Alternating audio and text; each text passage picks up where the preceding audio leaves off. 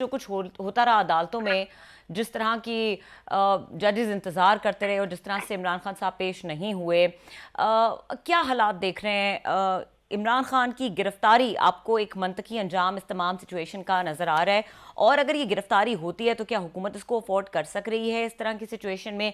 और क्या ये गिरफ्तारी अदालतों के कहने पर होगी, हुकूमत के ऊपर से थोड़ा सा इसका लोड जो है वो कम हो जाएगा? देखिए, जो जो आपने पहले कहा ना कि इंतजार कर रहे थे जजेस, मेरा ख्याल है इमरान खान साहब ने पिछले 3-4 महीने में तो किसी केस की पेशी में वो अदालत में पेश नहीं हुए, हमेशा इस्तीफा मांगी है। और उसके ग्राउंड तो बड़े, हम सब जानते हैं कि उनके ऊपर जो कातलाना हमला हुआ, उनको गोलियां लगी। मुझे ये जवाब उनकी तरफ से दिया जा रहा है। वैसे तो व्हील चेयर पे भी जाया जा सकता है, बिकॉज ही इज नॉट, वो उस तरह की बीमारी नहीं है। गोलियां हैं तो वो व्हील चेयर पे जा सकते हैं। बल्कि वो तो जब पिंडी का जलसा हुआ था फौरन बाद उधर भी आए थे।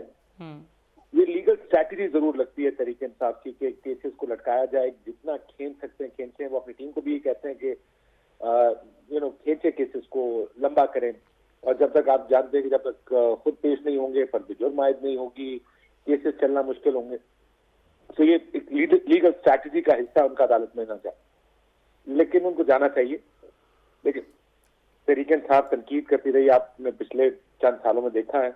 हमारे पॉलिटिशियंस तो जब केस बनते हैं, बिल्कुल, उनकी कब्रों में दर्द निकल आते हैं, उनकी तबीयतें खराब होती हैं, उनको प्रॉब्लम्स हो जाती हैं। वो तमाम पॉलिटिशियंस जो अस्पतालों में ज्यादा टाइम गुजारते थे और जेलों में कम टाइम गुजारते थे, इस बुनियाद उसके बाद जब वो रिहा होते हैं या जमानत के बाहर आते हैं, किसी को मैंने दोबारा अस्पताल में एडमिट होते नहीं देखा।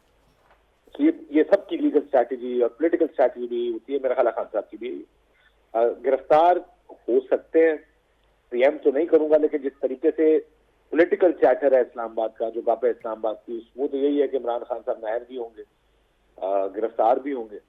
हुकूमत की कोशिश तो यही है कि वो ऐसा हो। अब देखते हैं कि आगे होता क्या।